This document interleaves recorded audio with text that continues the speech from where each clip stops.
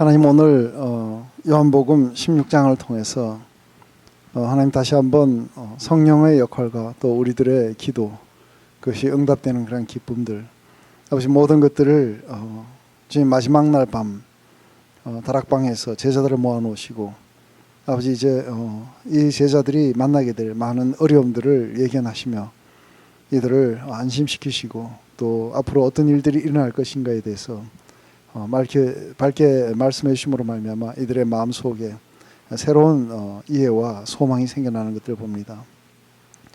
하나님 오늘 우리에게도 동일하게 이 말씀으로 말미암아 위로받고 격려받으며 우리가 새롭게 소망을 가지고 또다시 전진해 나갈 수 있도록 인도해 주시옵소서.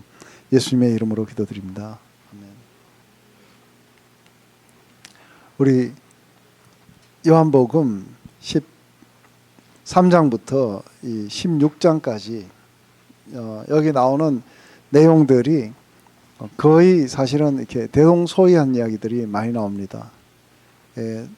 안에서 나오는 그 주제들을 여러분들이 한번 자세하게 읽어보시면은 거의 나오는 주제들의 거의 대부분이 안에서 제일 먼저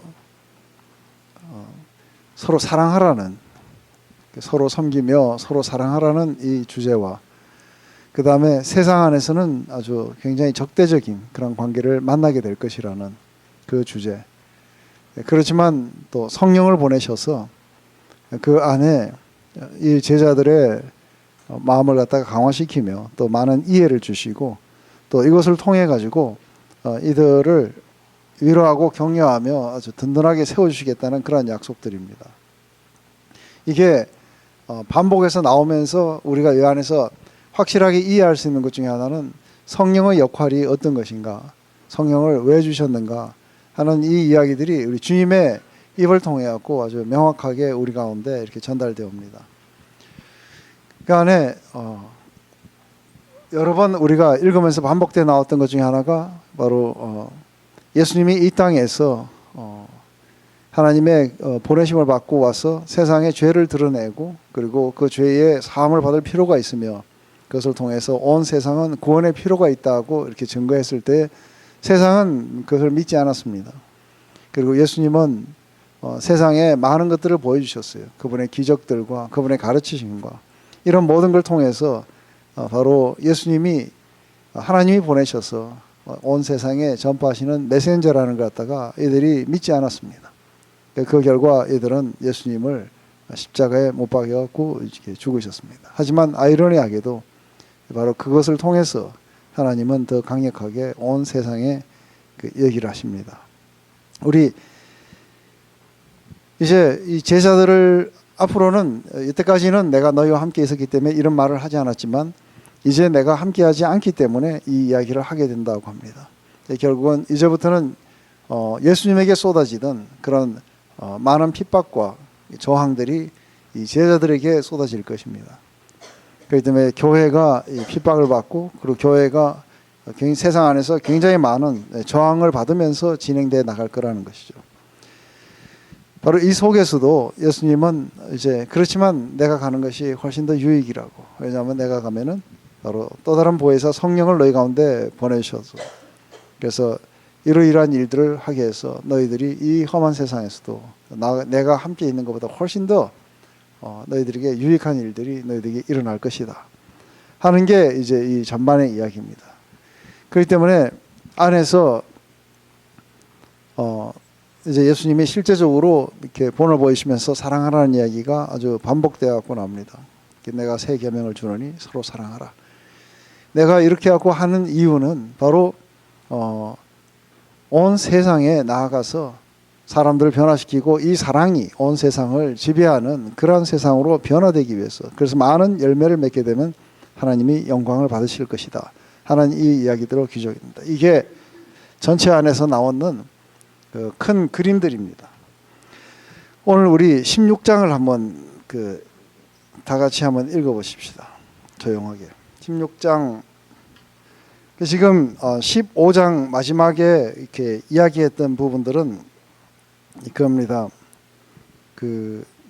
세상의 그런 적대적인 것, 그 속에서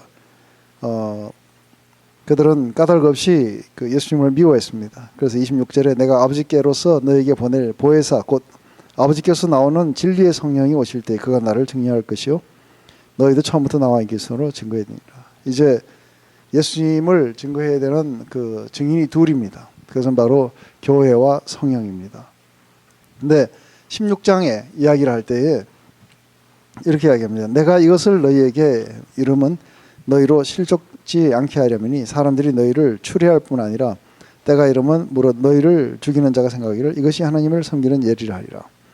저희가 이런 일을 할 것은 아버지와 나를 알지 못함이라. 오직 너희에게 이 말을 이룬 것은 너희로 그 때를 당하면 내가 너희에게 이 말한 것을 기억나게 하려며 처음부터 이 말을 하지 않는 것은 내가 너와 함께 있습니다. 지금 이 이야기 속에서 굉장히 그 중요한 것은 안에서 실제로 이런 일들이 일어납니다. 추례라 그러면은 주로 이제 유대인들이 회당에서 쫓겨나는 겁니다. 그래서 유대인에서 왜 이렇게 쫓겨나느냐 했을 때 세상은 왜 교회에 대해서 또 우리가 복음을 전할 때 이렇게 적대적이냐 했을 때 여기서 나온 이유는 뭐예요? 그것은 바로 예수님이 누군지 하나님이 누군지를 알지 못했기 때문에 그렇다고 하는 거죠. 그래서 세상은 우리가 이야기할 때 하나님을 알지도 않고 또 사랑하지도 않습니다. 이게 세상을 이렇게 표현해 주는 거겠죠. 근데 그렇기 때문에 까닭 없이 예수님을 갖다가 미워하게 돼 있고 또 그것을 거부한 많은 사람들은 복음을 전하는 자들을 미워하게 될 거라는 거죠. 그래서 내가 이렇게 미리 이런 이야기를 하게 되는 것은 그런 일이 닥칠 때 너희들로 하여금 실족하지 않게 하기 위해서 그렇다는 거죠. 근데 이게 내가 도대체 이게 무슨 말인가 하는 걸 갖다가 한번 많이 곰곰이 생각을 해봤어요. 이걸 생각을 해봤는데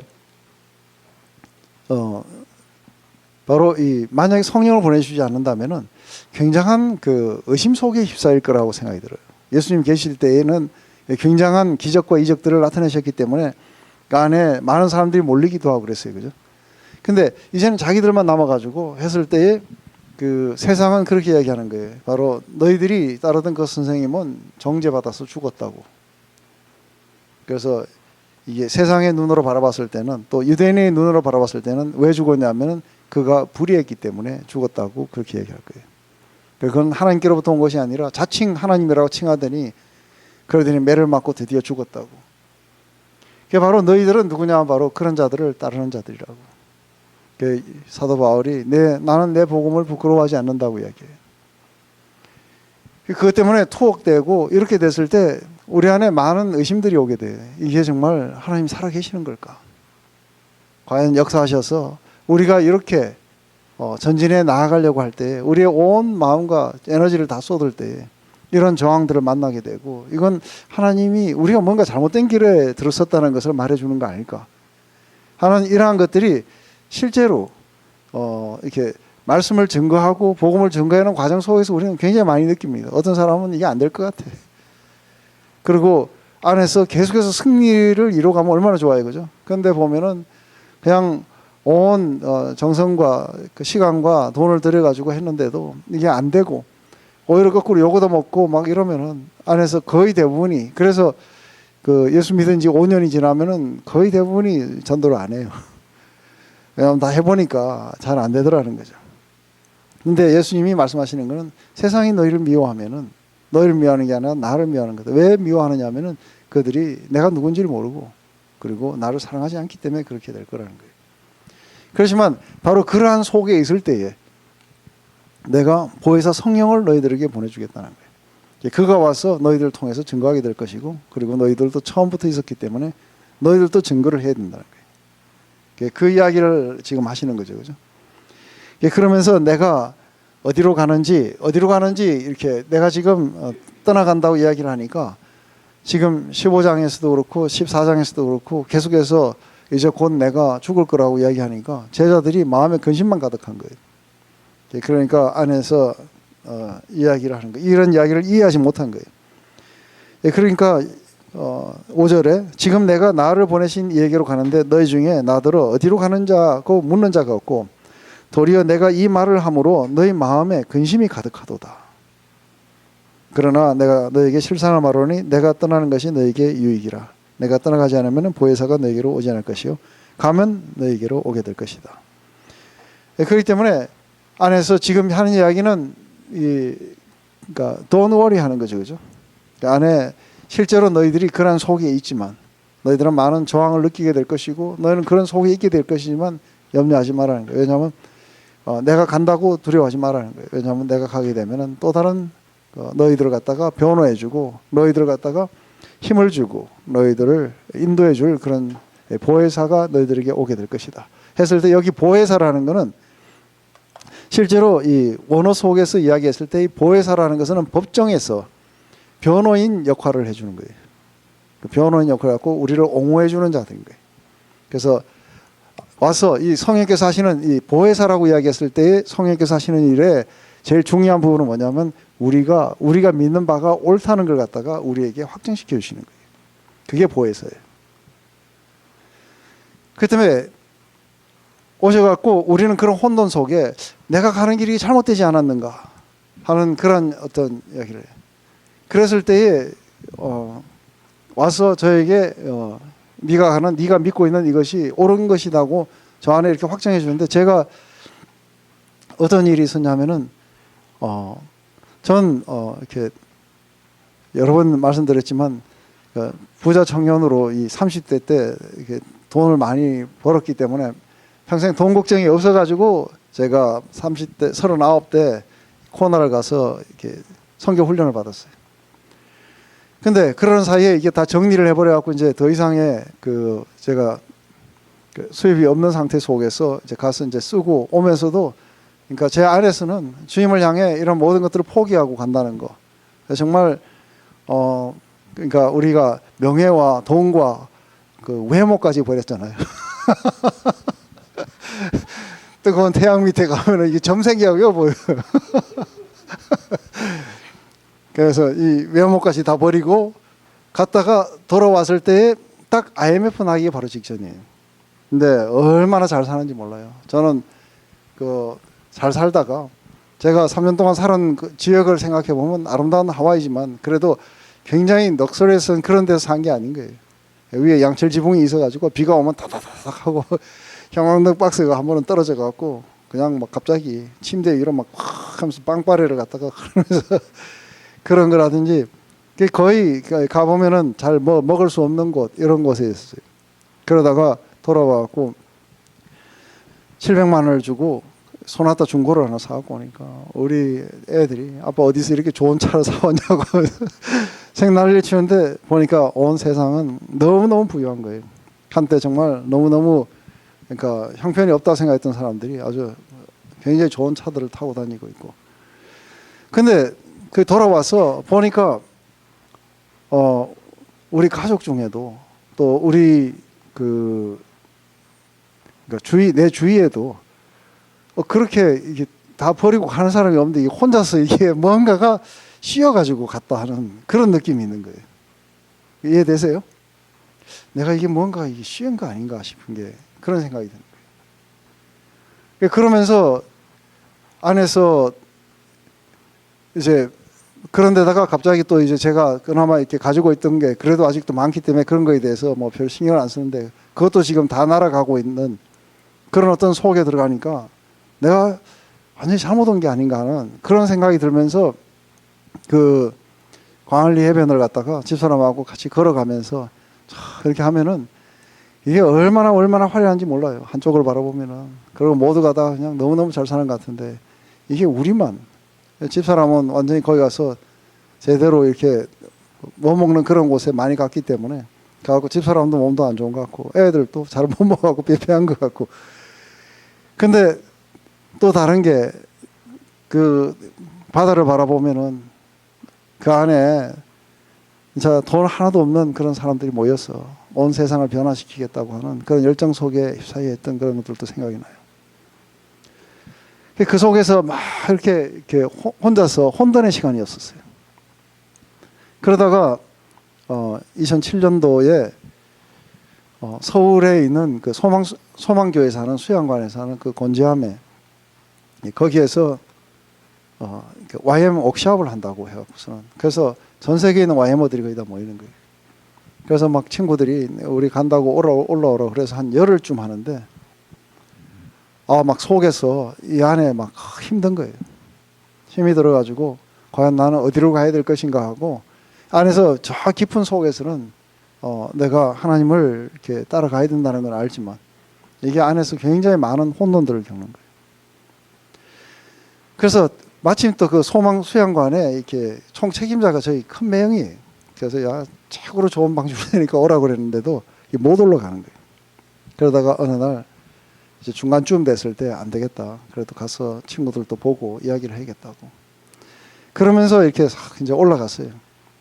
올라가고서는 그 수양관에 문을 열고 탁 들어가는 순간에 갑자기 뭐예요? 내가 옳았다는 것이 제 안에 완전히 그냥 깊은 영혼 속에서 내가 옳은 길을 선택했구나 하고 들어가는 순간 누가 아무 말도 안 했어요. 아무 말도 안 했는데 제 스스로가 그렇게 믿는 거예요. 그러면서 들어가고 기쁨으로 친구들을 만나고 그랬을 때 그 속에는 정말 돌아갈 차비도 없는 그 사람들이 모여가지고 북한의 낮은 선봉에 그걸 갖다가 오픈을 해달라고 기도하고 온 세상에 복음이 전파되도록 그렇게 하면서 모여가지고 그 안에서 아주 열렬하게 기도하는 모습들을 봐요. 그 안에 문을 열고 들어가는 그 순간 속에 제 안에 바로 성령께서 저 안에 확인을 시켜주시는 거예요. 그죠? 그게 옳은 거라고. 제 안에 깊은 그 컨빅션을 이렇게 받고 나니까 안에서 새롭게 안에서 에너지가 솟아나고 그러니까 모든 저항들을 물리치고 또 내가 이 복음의 길을 가야겠다고 하는 그 결정들이 제 마음 안에서 일어나게 되는 거죠. 이게 바로 성령의 역사예요. 성령께서 오셔서 우리가 믿고 있는 바가 옳은 것이라고 하는 것을 우리의 마음 속에 깊이 확정시켜 주시는 거예요. 그뿐만 아니라 지금까지는 우리를 갖다가 변호해 주셨어요. 근데 안에서 그러니까 성령께서 오시게 되면은 그 제자들에게 이러한 것들을 갖다가 감화시켜 주고 그리고 또 예수님이 하신 말씀들을 생각나게 하고 그리고 우리를 갖다가 인도하시고 보여주신다는 것이죠. 그런데 이제 지금까지 성령의 역할 속에서 다른 새로운 역할을 이야기해요. 그가 오시게 되면은 하고 그래요. 그가 오시게 되면 온 세상을 갖다가 책망하신다는 거예요. 지금은 이제 변호사에서 뭘로 바뀐 거예요? 변호사에서 검사와 재판장으로 바뀌어갖고 완전히 그렇게 결정을 내리신다는 거예요. 그분이 바로 성령의 역할이라는 거예요. 그래서 방어적인 것에서 이제 공세를 이렇게 취하시게 되는데 이 세상이 얼마나 잘못되어 있다는 걸 갖다가 이 성령께서 오셔서 이제 증거하시게 될 거라는 거예요. 그래서 제일 먼저 죄에 대해서 증거를 한다는 거예요. 그리고 의에 대해서 심판에 대해서 세상이 얼마나 잘못되어 있는지를 이야기하시겠다고 하면서 나온 이야기가 바로 이야기예요. 그래서 8절에 보면 그가 와서 죄에 대해서 의에 대해서 심판에 대해서 세상을 책망하시리라. 그래서 죄에 대하여라면 저희가 나를 믿지 아니하며 의에 대하여라면 내가 아버지께로 가니 너희가 다시 나를 보지 못하며 심판에 대하여라면 이 세상 임금이 심판을 받았습니다 하는 거죠. 근데 그 안에서 옛날에 이 선지자들이 했던 역할이 뭐냐면 그 국가 이스라엘 안에 있는 죄를 갖다가 드러내는 일들을 한 거예요. 그래서 예언이라는 것은 바로 한 나라 안에 한 담체 안에 그 안에 있는 그런 죄를 갖다가 부각시켜 갖고 드러내는 거예요. 근데 이걸 드러냈다고 해서 그 사람들이 바뀌지 않아요. 오히려 더 적대적으로 나올 수 있어요. 그래서 세례 요한이 죽은 이유가 뭐예요? 세례 요한이 죽은 이유가 이게 바로 왕이 잘못하고 있다고 이야기한 거예요. 왜냐하면 자기의 동생의 부인을 갖다가 그렇게 데리고 사는 거 이건 잘못됐다고 해갖고 그걸 갖다가 드러내게 되자 안에서 연합이 일어나고 그래서 세례 요한을 죽이게 되는 거예요. 이게 마찬가지로 온 세상이 잘못되어 있다는 걸 갖다가 드러내기 때문에 세상은 별로 좋아하지 않을 거라는 거예요. 그렇기 때문에 먼저 죄에 대해서 여기서 죄에 대해서 의에 대해서 심판에 대해서 했을 때 이것은 그 안에 예를 들어서 그 관사가 붙어갖고 어나 더가 붙으면은 이게 어떤 특정한 것들을 가리키겠지만 이 안에 없는 것은 일반적인 거예요. 세상이 죄에 대해서 가진 그런 잘못된 그런 거예요. 그래서 이것은 궁극적으로 그들이 나를 믿지 않았기 때문에 그들이 죄에 대해서 잘못된 개념을 가지고 있다는 거예요. 예수님은 온 세상을 구원하러 오셨어요. 왜냐하면 온 세상은 어둠 가운데 있었다고 요한복음 지금까지 이야기하고 있어요.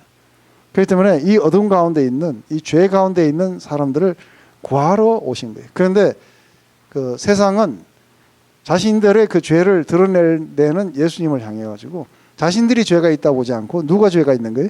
예수님이 죄가 있다는 거예요. 그 예수님이 하나님께로부터 온 메신저라는 걸 믿지 않았다는 거예요. 믿지 않았기 때문에 그들은 죄에 대해서 잘못된 개념을 가지고 있다. 그래서 예수님에게 오히려 거꾸로 죄인이라는 그 누명을 뒤집어 씌우게 된 것이죠. 그렇지만 사실은 잘못된 건 세상이라는 것이죠. 그걸 갖다가 드러내는 것이 바로 이게 성령의 역할이라는 거예요. 그래서 성령님은 하나님이 그 예수님 안에서 하신 그런 역사를 근거로 죄의 본질과 죄의 의와 심판에 대해서 세상하게 이렇게 드러나게 되는데, 그래서 진정한 의미 속에서 하나님의 관점 속에서 죄가 뭔가 하는 것이죠. 근데 안에서 이걸 갖다가 이야기를 할 때 많은 사람들이 어떻게 설교를 하느냐면은 오셔가지고 성령의 컨빅션이라고 해가지고 안에서, 그러니까 우리가 예수님을 믿을 때 우리가 죄인인 걸 깨닫게 되고 그렇게 해갖고 이게 우리가 죄인이구나 하는 것을 갖다가 깨닫는 이 역사를 말할 것이라고 하는데 아니에요. 이건 아니에요. 세상에 대해서 하는 거예요. 근데 안에서 세상은 성령을 못 받아요. 왜냐하면 하나님을 알지도 않고 사랑하지도 않기 때문에 성령을 못 받아요. 그러니까 세상에 대해서 세상이 하나님을 알지도 못하고 사랑하지도 않고 그렇기 때문에 성령도 못 받는데 성령께서 어떻게 그들에게 세상이 잘못됐다는 걸 증거하는가 했을 때 그것을 증거하는 유일한 수단이 뭐냐면 바로 이 성령을 소유한 이 교회가 세상을 향해 증거하는 그것을 통해서 세상이 얼마나 잘못된 걸 갖다가 그렇게 드러내게 될 거라는 거예요. 그렇기 때문에 안에서 성령을 받고 과감하게 진리를 선포하는 이 교회를 통해서 온 세상은 자신들이 죄의 가운데 있다는 것을 드러내게 될 거라는 거죠. 하지만 그걸 드러내게 된다 하더라도 이게 헤롯 왕처럼 내가 잘못됐구나 하고 회개하고 그리고 구원에 이르지는 않을 거라는 거예요. 그렇기 때문에 안에서 실제로 그러니까 이때 당시에 초대교회 때는 누구를 죄인이라고 해서 전부 가뒀냐 하면은 이 복음을 전하는 죄인들을 전부 그거라고 가뒀어요. 그죠? 근데 성령께서 오셔서는 우리가 옳다는 걸 확신시켜 줌으로 말미암아 세상이 잘못됐다는 걸 갖다가 이렇게 세상에 대해서 책망할 거라는 거죠. 그래서 그 고소가 거짓이고 그리고 예수님을 거절했기에 하나님의 심판이 시작된 거예요. 그 다음에 예수님의 그 의에 대해서 이야기한다고 했을 때 실제로 마지막에 우리가 판명된 것은 예수님은 무죄했었어요. 그리고 예수님은 우리에게 의를 주시기 위해서 오신 거예요. 근데 세상은 예수님을 못 박음으로 말미암아 그가 불의했다고 이야기하는 거예요. 근데 그 자체가 오히려 거꾸로 온 세상이 얼마나 불의했는가를 예수님을 갖다가 십자가에 못 박는 것을 통해 가지고 오히려 예수님이 불의한 게 아니라 그러니까 누가 불의했느냐 하면 바로 세상이 불의했다는 거예요. 예수님이 죄인이 아니고 제자들이 죄인이 아니고 온 세상이 죄인이었었고 예수님이 불의한 게 아니고 제자들이 불의한 게 아니고 온 세상이 불의하다는 걸 보여줄 거라는 거예요. 심판에 대해서라고 이야기한다면은 이제 안에서 드디어 그 심판을 받았다고 이야기를 해요. 그래서 그가 이 신성모독을 하더니만 드디어 이게 십자가에서 죄인으로서 달려서 죽었다는 거예요. 그래서 바로 그는 심판을 받았다고 이야기하는 거예요. 근데 실제로 그 우리가 안에서 성령께서 우리 가운데 보여주시는 그런 이 컨펌은 뭐였느냐면 예수님이 심판을 받은 게 아니고 뭐예요? 거기에서 사단이 심판을 받았다는 거예요. 그래서 바로 이 사단이 그래서 이 세상의 임금이 심판을 받았다는 것은 이건 사단을 이야기하는 거예요. 거기서 실제로 심판을 받은 건 누구냐면 바로 사단이었다. 그래서 십자가에서 이 사단의 모든 것들을 이기신 거예요. 그래서 사단이 더 이상의 안에서 파워를 가지고 막강하게 휘두를 수 없도록 그래서 사단이 심판을 받고 패배를 한 거예요. 그래서 오늘날 수많은 사람들이 예수님 앞으로 나오기 시작하는 거예요. 사단이 심판을 받았다는 거죠. 이게 이 이야기가 이해되세요? 성령께서 오셔서 안에서 우리 제자들에게 이 제자들에게 너희들에게 와서 너희들이 믿는 바가 너희들이 지금 따랐던 것이 얼마나 옳은가를 갖다가 계속해서 컨펌해 주시는 거예요. 그걸 통해서 오히려 거꾸로 세상이 얼마나 잘못되어 있는지를 갖다가 밝혀주실 거라는 거예요. 그래서 온 세상을 향해 너희들이 그 증거하고 성령께서 증거하셔서 온 세상이 얼마나 악한 것을 갖다가 계속해서 드러내게 될 거라는 거예요. 그래서 죄의 본질은 그들은 바로 하나님이 보내신 그 메신저였던 예수님, 구원자였던 예수님을 믿지 않았다는 것은 바로 그들이 어둠 속에 있다는 것을 이야기해 줄게 됩니다. 뿐만 아니라 예수님을 불의한 자로 취급해왔고 그 십자가에서 못 박은 것은 바로 온 세상이 얼마나 악한 건지를 보여주게 될 거라는 거예요. 거기서 예수님이 심판을 받으신 게 아니라 예수님이 온 세상을 구원하시기 위해 사단이 거기서 결정적으로 심판을 받았다는 걸 그것을 갖다가 보여주게 될 거라는 거예요. 이게 성령께서 오셔서 바로 제자들의 마음속에 컨펌을 주시고 그리고 온 세상을 향해는 그렇게 증거하시게 될 거라는 것이죠. 그러면서 하시는 말씀이 내가 아직도 너희에게 이를 것이 많으나 지금은 너희가 감당하지 못한다. 그러나 진리의 성령이 오시면 그가 너희를 모든 진리 가운데로 인도하시리니 그가 자의로 말하지 않고 오직 듣는 것을 말하시며 장래 일을 너희에게 알리시리라. 그가 내 영광을 나타내리니 내 것을 가지고 너희에게 알리심이라. 지금 이렇게 안에서 이야기하는 것은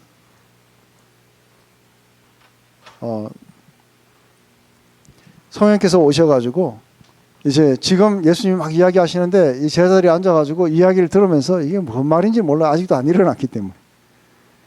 그리고 실제적으로 예수님이 하시는 말씀을 다 이렇게 이해하지 못하는데 성령께서 오셔서 하시는 말씀은 바로 예수님이 하신 이 말씀이 뭔지를 아주 분명하게 이해되도록 가르쳐준다. 그러니까 이 성전을 흘러 내가 3일 만에 다시 세우리라 했을 때 나중에서야 성령의 도우심을 받아갖고 아 그게 자기의 죽으심과 부활하심을 말씀하시고 자기의 몸이 성전됨을 말씀하시는 거구나. 그전에는 아무리 이야기를 해도 이 제자들이 못 알아들었어요.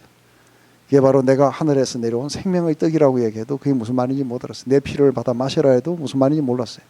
예수님이 죽으시고 부활하신 후에 성령을 통해서만이 이들은 이걸 올바로 깨달을 수 있는. 그러니까 내가 아직도 이럴 말이 많지만 지금 이야기해봐야 너희들이 어차피 이해를 못할 거라는 거예요. 그렇지만 그가 오시게 되면은 성령께서 오시게 되면 이 모든 것들을 전부 생각나게 하고 깨달아서 밝히 이해할 수 있도록 너희들을 도와줄 것이라는 거죠. 그렇기 때문에 성령의 역할 가운데 안에서 이제 상당히 이렇게 중요한 것 중에 하나는 바로 성령의 역사는 지금까지 우리가 이렇게 이해를 해왔었어요, 그죠?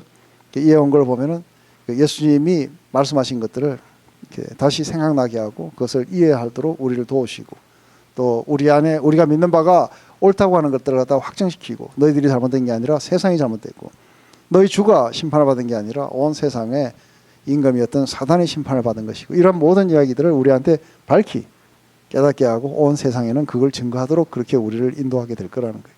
이게 성령의 역사라고 이야기하는 거예요. 예, 그러면서도 안에서 장래일도 이야기를 하게 될 거라는 거예요.